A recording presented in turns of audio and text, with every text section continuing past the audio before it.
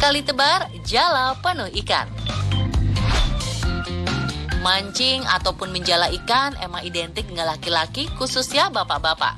Maklum, hobi yang satu ini sangat butuh kesabaran, fisik yang lumayan kuat, dan pastinya perlu skill. Tapi apa betul kalau urusan menangkap ikan ini bapak-bapak nggak ada tandingannya? Eits, tunggu dulu. Coba lihat si ibu satu ini.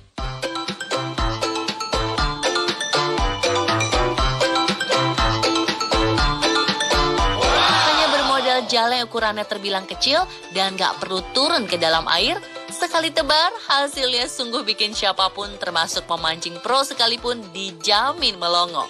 Wah, jangan-jangan si ibu diem-diem suka ngintipin suaminya nangkep ikan ya.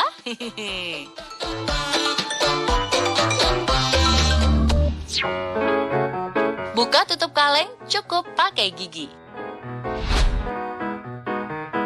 Pasti banyak di antara kita yang pernah ngalamin betapa sulitnya membuka tutup minuman kaleng. Seperti pria berwajah sangar dan tubuh penuh otot ini. Perjuangannya untuk membuka penutup kaleng minuman sungguh luar biasa. Atau pria ini yang gak mau ribet. Barbar banget ya. Nah, kalau cowok-cowok tadi kelihatan susah banget membuka penutup kaleng, tapi coba lihat si empok bule satu ini. Gak perlu pakai alat, cukup pakai gigi. Tutup kaleng minuman ini bisa dibuka dengan gampangnya. Penasaran? Coba kita lihat sekali lagi.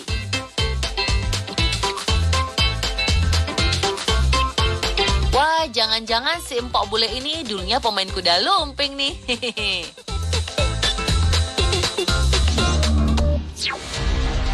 The power of mama ternyata bukan cuma mitos. Di negeri plus 62, yang namanya tawuran udah bukan hal aneh lagi. Mulai dari tawuran antar warga, tawuran supporter, sampai tawuran pelajar. Dan pastinya gak gampang melerainya. Aparat polisi pun seringkali kewalahan mengatasinya. Tapi ibu yang satu ini boleh dibilang luar biasa pemirsa.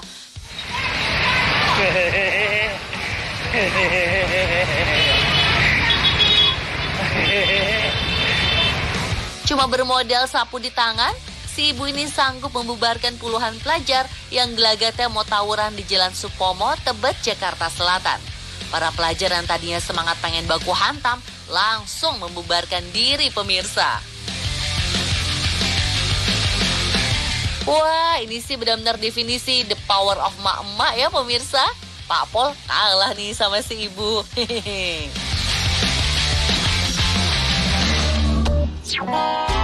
Tangan emak-emak anti panas. Bu ibu, percaya nggak nih kalau kerjaan di dapur dipegang sama si bapak atau anak laki-laki, pasti aja nggak beres alias banyak dramanya.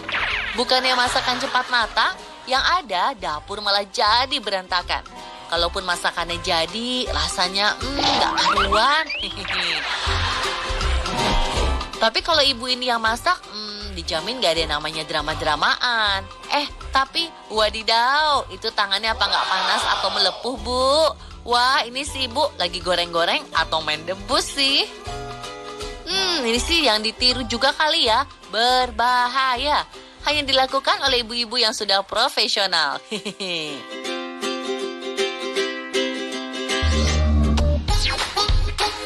Tukang sate Madura minder lihat ibu ini.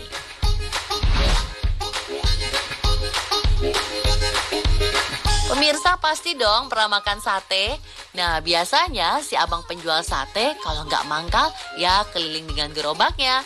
Tapi kayaknya abang penjual sate seperti ini nggak ada apa-apanya deh dibandingkan si ibu ini.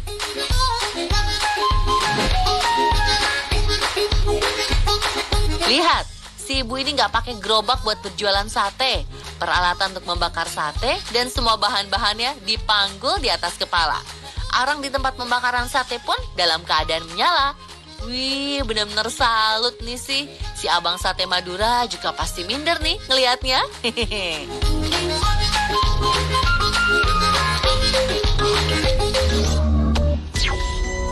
Ular pun tunduk pada si Mbak cantik. Pemirsa, kebanyakan dari kita pasti auto ngibrit kalau ketemu ular. Jangankan kaum perempuan, laki-laki juga banyak yang kabur kalau udah berurusan dengan hewan melata satu ini. Ya kan? Tapi Mbak Bule yang cantik ini nyalinya luar biasa pemirsa. Bukannya takut lalu ngibrit, dia malah dengan tenangnya memegang ekor si ular panjang itu untuk dimasukkan ke dalam wadah karung. Mbak, keberanianmu itu sungguh membuat jantungku berdebar-debar. Curiga nih, jangan-jangan Mbak pawang ular ya.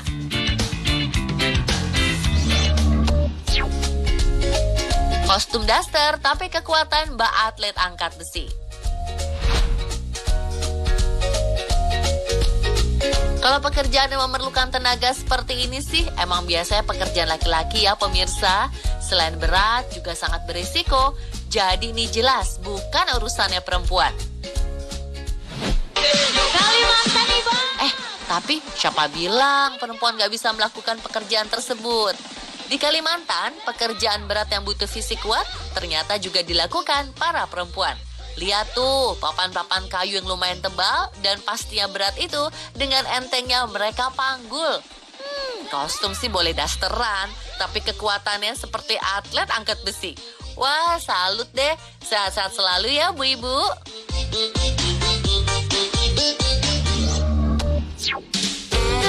Masalah jadi ringan di tangan Bunda. Sekilas terlihat mudah, tapi nyatanya bermain hoverboard terbilang sulit loh pemirsa. Penggunanya perlu jago soal keseimbangan tubuh.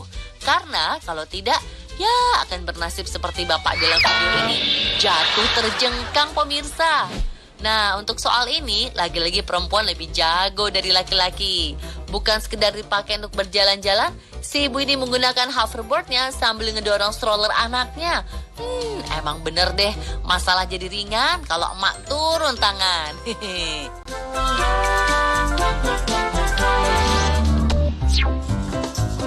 Helm plastik pelindung sanggul.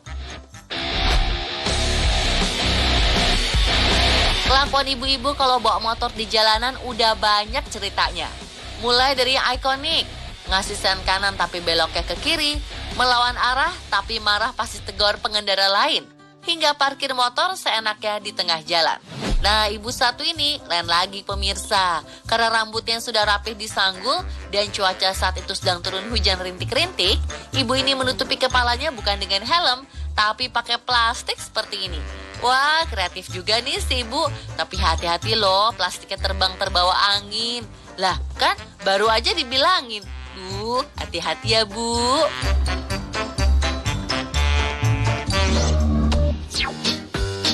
Dagang di tempat nge-gym. Biasanya, pedagang kan menggelar lapaknya di pinggir jalan yang dirasa ramai dilalui orang. Gampangnya sih, ya di sekitaran sekolahan. Siapa tahu ada siswa yang penasaran dan mau membeli. Nah, kalau ibu satu ini kayaknya emang beda target konsumennya deh. Gimana enggak, si ibu ini membuka lapak dagangannya di tempat gym pemirsa. Wah, cerdik juga nih si ibu. Dia tahu orang kalau habis nge-gym pasti kan haus atau lapar ya. Hehehe.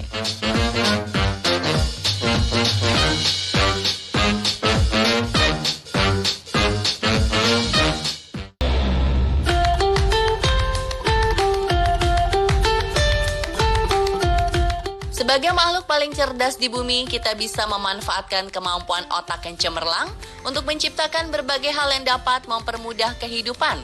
Termasuk juga semua benda yang ada di sekitar kita adalah hasil pemikiran brilian otak manusia. Tapi mirisnya, sekarang banyak loh di antara kita hanya bisa menjadi pengguna tanpa mau tahu apa fungsi sesungguhnya, apalagi bagaimana cara membuatnya. Coba deh perhatikan benda-benda di sekitar kita. Pernah nggak terbayang bagaimana cara membuat rantai besi yang saling berkaitan?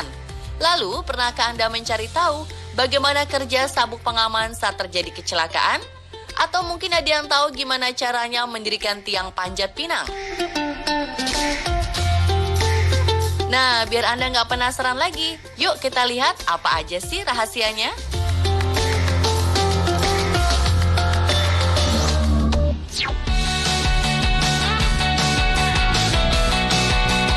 Pemirsa, siapa nih yang setiap perayaan 17-an Selalu jadi member tetap peserta lomba panjat pinang di lingkungan rumahnya? Butuh skill dan kekompakan yang gak sembarangan loh untuk bisa memenangkan perlombaan yang sudah ada sejak zaman kolonial Belanda ini. Tapi ngomong-ngomong, apa ada yang pernah lihat? Gimana caranya memasang tiang panjat pinang yang tinggi menjulang itu?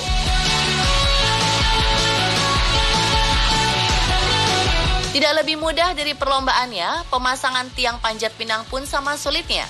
Tiang dipasang dengan cara ditarik menggunakan tali tambang di beberapa sisinya hingga tiang utama berdiri tegak. Kalau sampai nggak kompak sih, nggak akan bisa berdiri ya pemirsa. Dan setelah diperhatikan, ternyata melihat cara pemasangannya nggak kalah seru dengan melihat perlombaannya ya.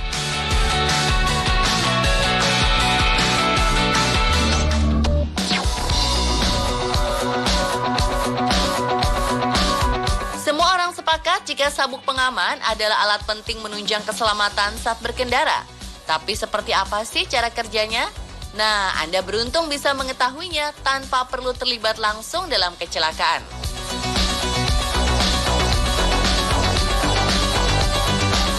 Sebelum meluncurkan produknya, pabrikan kendaraan selalu melakukan berbagai pengetesan, termasuk soal keamanan. Dan buat Anda yang masih suka malas menggunakan sabuk pengaman, lihat nih akibatnya. Tubuh Anda akan langsung terpental dan menabrak bagian depan kendaraan, bahkan kepala Anda bisa terbentur dan memecahkan kaca bagian depan loh. Kalau kejadian beneran, gak kebayang deh akibatnya. Dan yang berikut ini adalah simulasi. Jika Anda menggunakan sabuk pengaman dengan benar. Nah, kelihatan banget kan perbedaannya ya? Jadi mulai sekarang, gunakan selalu sabuk pengaman dengan benar ya pemirsa.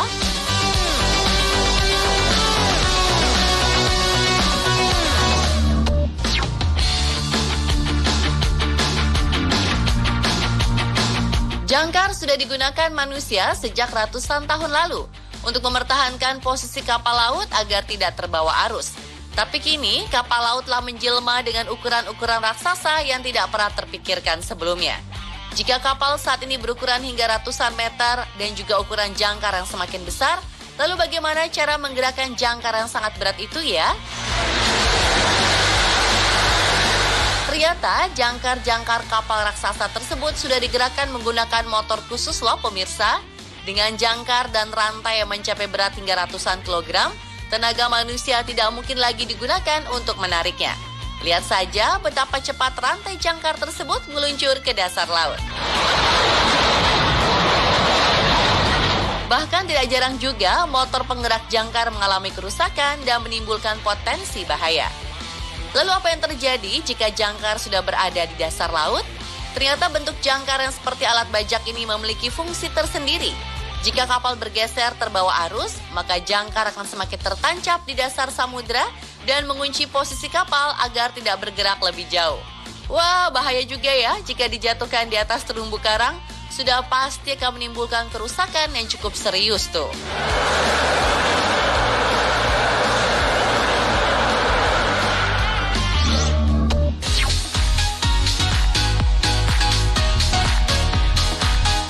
Jangkar sebuah kapal biasanya dikaitkan pada rangkaian rantai sebagai pengikatnya. Dan rantai pun bukanlah hal asing dalam keseharian kita. Banyak di antara kita yang menggunakan rantai sebagai alat pengaman maupun untuk menggantung benda dengan bobot yang berat. Lalu bagaimana ya cara membuat rangkaian rantai yang terdiri dari besi yang begitu kuat?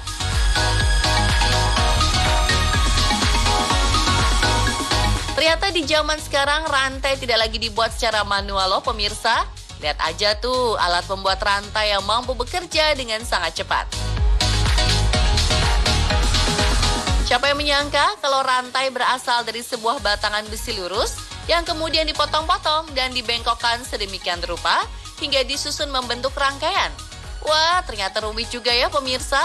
Gak kebayang waktu zaman dulu sebelum ditemukannya mesin ini. Pasti membutuhkan waktu yang sangat lama untuk membuatnya ya.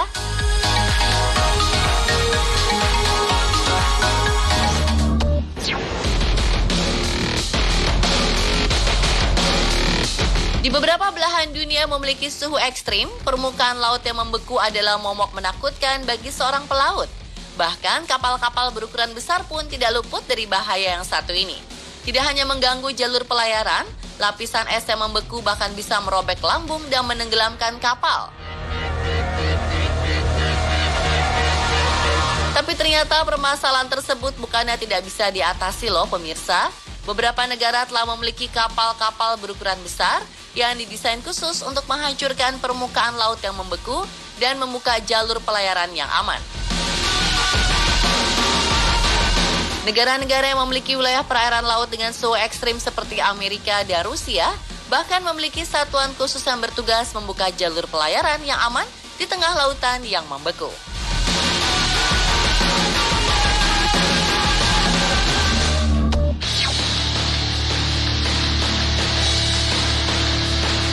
Manusia telah mengenal konstruksi terowongan sejak ribuan tahun lalu lamanya. Pada masa lalu, terowongan adalah sebuah konstruksi yang sangat sulit untuk dibuat, bahkan tidak jarang memakan korban dari para pekerjanya yang terkubur hidup-hidup karena runtuhan tanah. Namun kini dengan teknologi yang dimiliki, terowongan bisa dibuat dengan lebih mudah dan cepat. Lihat saja proses pengeboran terowongan ini. Apa yang Anda lihat ini sering disebut sebagai TMB atau Tunnel Boring Machine, yang merupakan pengembangan teknologi penggalian terowongan yang dahulu masih menggunakan pengeboran manual dan bahan peledak. Alat ini mampu menembus berbagai lapisan tanah, mulai dari lapisan pasir hingga batuan.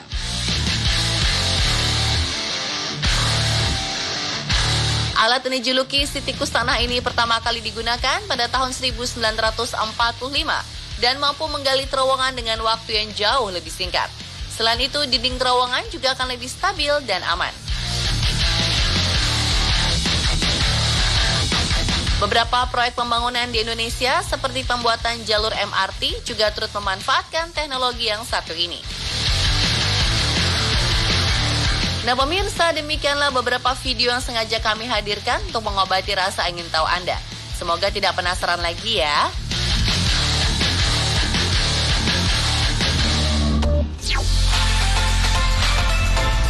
Mulai dari si bapak yang meringis waktu anaknya disuntik. Tingkah Anabul pemberani yang melerai ayam lagi berantem. Sampai fakta tentang penemuan golongan darah baru yang menggemparkan dunia kedokteran. Semua bisa Anda saksikan sesaat lagi hanya di Trans 7.